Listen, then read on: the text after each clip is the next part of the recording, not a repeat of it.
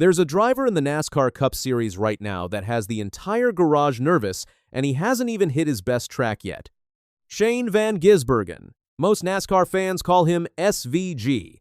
And heading into the DuraMax Texas Grand Prix at COTA Circuit of the Americas, he is the heavy favorite. Not just a contender, the favorite. And when you understand why, you'll see exactly why everyone else in that garage should be worried. Shane Van Gisbergen is from New Zealand. He built his entire racing career on road courses, tracks that twist and turn both left and right, with sharp corners, elevation changes, and technical sections that demand a completely different skill set than your typical NASCAR oval. Before he ever set foot in a full-time NASCAR Cup Series car, SVG was already a legend in Australian supercars racing. He won 3 championships there. He was the guy everyone in that series feared on any given weekend. His car control, his ability to push a car right to the very edge without going over it, that's what made him special. Then in 2023, something happened that shocked the NASCAR world. SVG made his Cup Series debut at Chicago Street Course, a road course, and he won on his very first try. A driver who had never competed in a full Cup Series season walked in, raced on a street circuit, and beat everyone. That's not normal. That almost never happens. Now he's running full-time with Trackhouse Racing, and the question everyone is asking is simple. Just how good can this guy get? Before we get to COTA, we need to talk about what SVG had to go through to get here, starting with the Daytona 500. SVG was actually running inside the top 5 at the halfway point of the race, which told you everything about his speed. But Daytona doesn't care about speed. It cares about survival. A massive wreck swept up a large portion of the field, and SVG was one of the drivers caught in it. Just like that, his day was over. SVG qualified 13th at Daytona, led 3 laps, and ran inside the top 10 for stretches before getting caught up in someone else's wreck. He finished 30th. That earned him just 12 championship points, dropping him all the way to 28th in the standings. On a track like Daytona, that's just how it goes sometimes.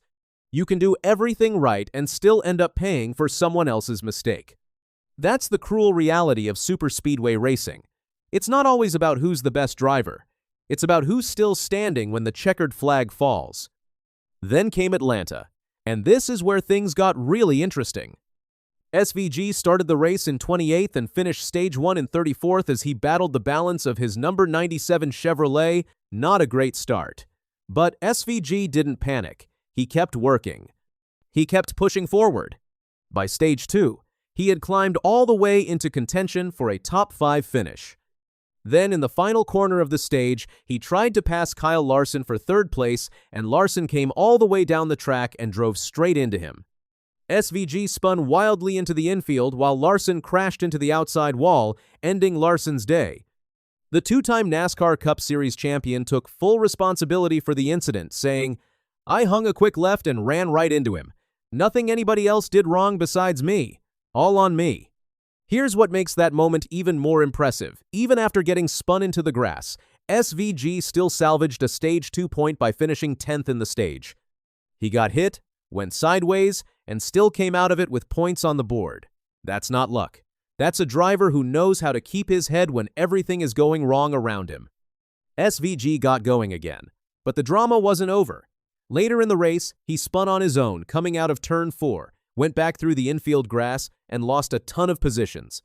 2 separate trips off track. Most drivers would have faded at that point.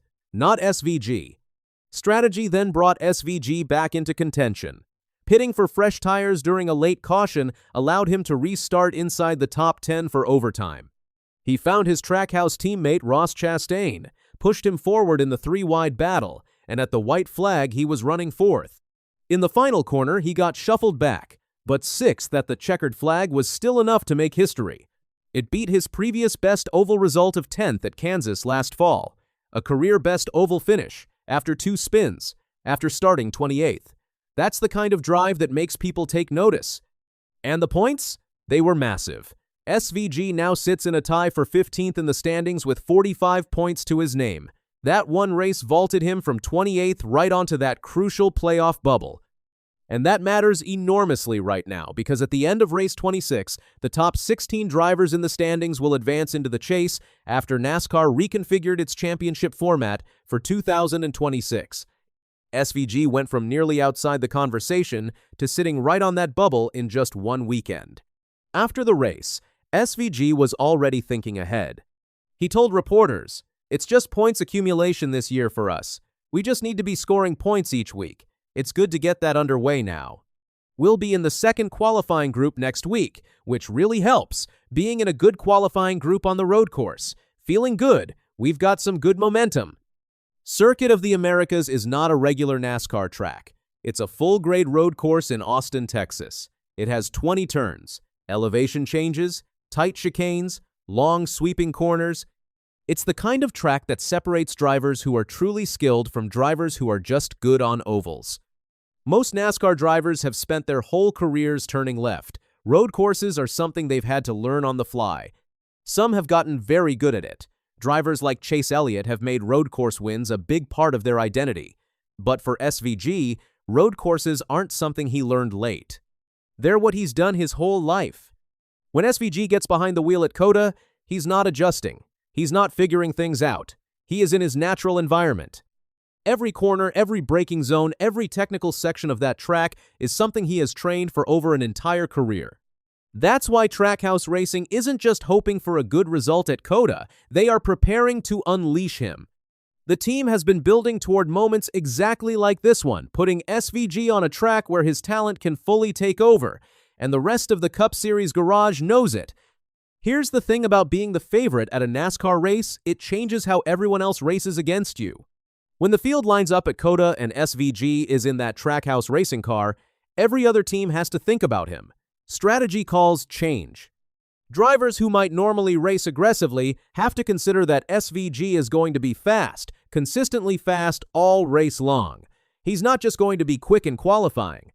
He's going to manage his tires well, he's going to nail his braking points, and when it matters most, he's going to be right there.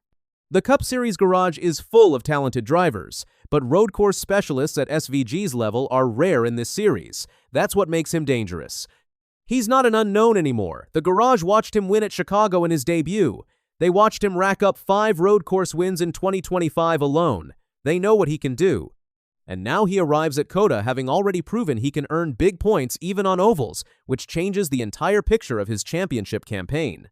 That combination, elite road course skill, a full season of Cup Series experience, big points already on the board, and a team fully committed to maximizing him is exactly what makes SVG the most dangerous driver heading into this race.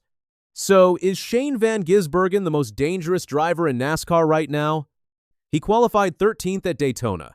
Then at Atlanta, he started 28th, spun twice, still grabbed a stage point in the middle of all that chaos, survived multiple incidents that would have ended lesser drives, and still came home 6th, with 45 points, jumping from 28th all the way to tied for 15th in a single afternoon. He did all of that on tracks that are not his best tracks.